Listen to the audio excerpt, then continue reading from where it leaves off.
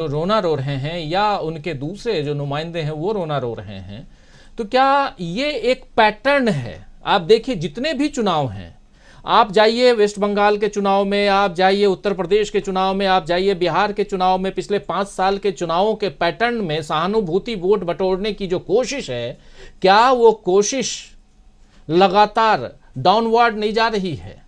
पंजाब तो आप जीते नहीं, आप 2 राज्य जहां जहां जीत करके आए, पंजाब में आम आदमी पार्टी जीत कर आई, लेकिन उत्तराखंड और गोवा, मणिपुर, यहां किस ढंग से जीते आपको पता है। आप वेस्ट बंगाल नहीं जीते, जीत का अंतर आपका असम में भी कम रहा। तो ये जो चीज़ें हैं, क्या इन सब का असर गुजरात पर भी दिखाई देगा? एक बड़ा सवाल है यहाँ पे। और क्या इसी बिना पे, हालांकि धनंजय जी बार बार कह रहे हैं कि 79 सीटें, 77 सीटों से ज़्यादा बीजेपी नहीं आएगी, वो तो 8 तारीख को पता चल जाएगा, लेकिन सहानुभूति वोट एक पैटर्न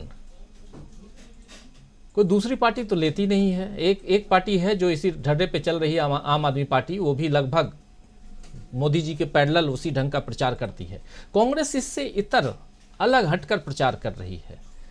लगता है आपको कि आज की तारीख में यही एक पैटर्न है जिसके रास्ते पे चल के आप चुनाव जीत सकते हैं, क्योंकि ये आजमाया हुआ जो तरीका है वो यहाँ दिखाई देता है? राजीव जी, तरीका आजमाया हुआ जरूर है, लेकिन आपने कई उदाहरण दे दिए जहां वो नुस्खा काम नहीं आया। दूसरी बात, जो विक्टिम कार्ड खेलते हैं नरेंद्र मोदी जी, अब अगर इस देश के 8 साल तक प्रधानमंत्री रह चुके व्यक्ति को ये निरीता, ये अपनी व्यवस्था बार बार गानी पड़े, तो ये भी देश का दुर्भाग्य। आप 8 साल से प्रधानमंत्री हैं, इसके बावजूद गुजरात के चुनाव से पहले आपकी जान को खतरा पैदा होता है। सर्वशक्तिमान सरकार है, फिर भी आतंकवादी घुसे चले जाते हैं हर विधानसभा चुनाव से पहले। मैंने तो गुजरात विधानसभा चुनाव की शुरुआत के दिन ही, रवि जी मेरे साथ थे, प्रोफेसर रविकांत जी शायद फोन, मैंने 15-20 दिन पहले बता दिया था कि इतने दिन बाद आतंकवादियों का प्रवेश होगा गुजरात चुनाव में, इतने दिन बाद नरेंद्र मोदी जी की जान को खतरा पैदा होगा। और प्रोफेसर साहब आप लिस्ट देख लीजिए, अखबारों के हेडलाइन देख लीजिए, वो सब हो चुका पिछले 15 दिनों में। सिर्फ 15 दिनों में माननीय नरेंद्र मोदी जी की जान को खतरा भी पैदा हो गया, और बाकी के दिनों में नहीं होता। जब चुनाव जब आते हैं किसी राज्य में, तब निर्धारित संख्या में आतंकवादियों का प्रवेश होता है, फिर मतगणना के दिन वापस चले जाते हैं। बता के आते हैं, जेपी नड्डा साहब को, राष्ट्रीय अध्यक्ष को बता के आते हैं कि हम इतने लोग आ रहे हैं। मैं हर बार ये बार रिपीट करता हूं, और तब तक कहता रहूंगा जब तक भारत में चुनाव में भारतीय जनता पार्टी नरेंद्र मोदी जी को खतरा रहेगा। मैं एक नागरिक के रूप में चिंतित रहूंगा कि मेरा प्रधानमंत्री हर चुनाव से पहले खतरे में आ जाता है जी। आखिर कब तक राजीव जी, कब तक ये रोना, कब तक रोएंगे नरेंद्र मोदी जी कि मैंने चाय बेची है, मुझे गालियां दी जाती हैं 2 किलो 2.5 किलो। आज तक भारत के किसी प्रधानमंत्री ने इस भाषा का इस्तेमाल नहीं किया। मैं धनंजय जी आपकी बात से सहमत हूं। मैं भी कई बार चाहता हूं प्रधानमंत्री का सम्मान करूं। मैं भारत का नागरिक हूं, वो मेरे प्रधानमंत्री हैं भाई, चुने हुए प्रधानमंत्री हैं। कोई पिस्तौल की नोक पर नहीं बैठ रहे हैं 7 लोग कल्याण मार्ग में। हमने, जनता ने चुना है, मैंने तो नहीं। मैं तो जीवन में कभी वोट नहीं दे सकता ऐसी घृणा और वैमनस्य की राजनीति करने वालों को, जीवन में कभी नहीं, इस मनुष्य जन्म में कभी नहीं। लेकिन वे मेरे देश के प्रधानमंत्री हैं चुने हुए, पर मैं सम्मान करूं कैसे राजीव जी? उनकी भाषा, उनकी बोली, उनकी कथनी, उनकी करनी, एक भी ऐसी चीज नहीं है। धनंजय जी चाह रहे थे कि कोई मापदंड, भगवान राम जैसे मर्यादा उन्होंने स्थापित की होती।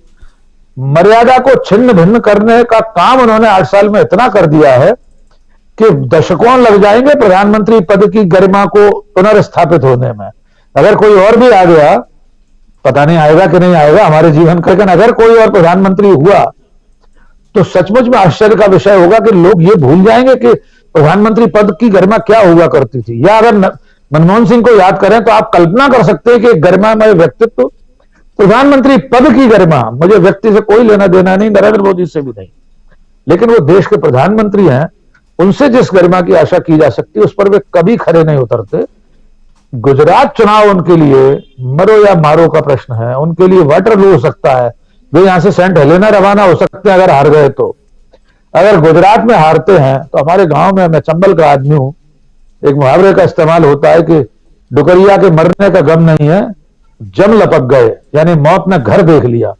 गुजरात में भारतीय जनता पार्टी की अगर हार होती है तो ये भारतीय जनता पार्टी के लिए हारने का गम नहीं होगा। वो यम ने दरवाजा देख लिया, गहरी देख ली, ये सबसे बड़ा गम होगा। हम नहीं जानते चुनाव परिणाम क्या होंगे। मैं कुछ दिनों पहले एक डिबेट में कह चुका हूं, मैं जनता पर लौटना चाहता हूं। धनंजय जी ने भी जनता की बात कही, प्रोफेसर रविकांत जी ने कही। मैं जनता को लेकर थोड़ा चिंतित हूं। हम देख चुके हैं उत्तर प्रदेश में लखीमपुर खीरी में सारी सीटें भारतीय जनता पार्टी जीती थी। आज 30 नवंबर को मैं ये निवेदन करना चाहता हूं कि मोरबी की सारी सीटें भारतीय जनता पार्टी जीतेगी। इसको अंडरलाइन करके नोट कर लीजिए। कोई फर्क नहीं पड़ने वाला इस देश के लोगों को। इससे भी बुरी घटनाएं हो जाएं, देश की जनता धर्म की अफीम चाटकर ऐसी बेसुध पड़ी हुई है राजीव जी कि 140-150 लोगों के शवों के बीच देश के प्रधानमंत्री फैंसी ड्रेस कर रहे थे, दिन में 3 बार कपड़े बदल रहे थे। उस राज्य में शोक की घोषणा नहीं हुई थी, 3 दिन बाद हुई जब प्रधानमंत्री के कार्यक्रम निपट गए।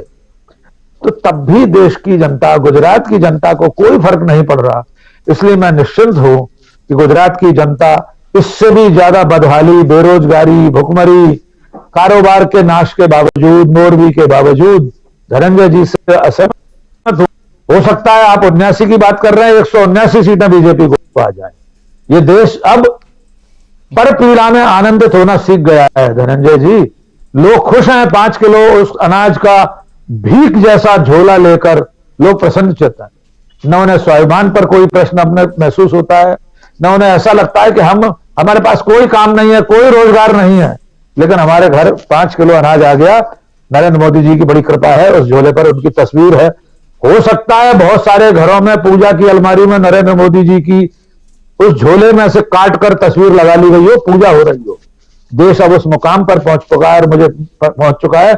मुझे खेद है कि हमारे विश्व गुरु जैसे देश में यह हालत हो गई जनता की। इसलिए मैं गुजरात को लेकर निश्चिंत हूं कि बीजेपी वहां बहुत ज्यादा बुरी स्थिति में नहीं आने वाली। राजी जी, बहुत ज़्यादा बुरी स्थिति गुजरात में बीजेपी की नहीं है, ये कह रहे हैं डॉक्टर राकेश पाठक जी। लेकिन साथ साथ परिस्थितियां जो हैं वो उस पर ही हम चर्चा कर भी रहे हैं। जनता क्या कुछ सोच रही है, क्या वहां चल रहा है, ये समझने की कोशिश, और साथ साथ में ये भी कि क्या राहुल गांधी की जो ये पदयात्रा है, इस पदयात्रा ने बीजेपी की पूरी थिंकिंग को, पूरी प्लानिंग को, पूरी रणनीति को फिर से एक बार चेंज करने के लिए, एक बार फिर से उस पर जो कहते हैं पुनर्विचार करने के लिए बाध्य कर दिया है। ये भी समझने की कोशिश कर रहे हैं। चुनाव में पहला मतदान कल है और दूसरा मतदान, आखिरी फेज का मतदान जो है वो 5 तारीख को है। तो 1 और 5 तारीख के इन दोनों मतदान में समझ में आ जाएगा कि किसका पलड़ा भारी है और कौन किधर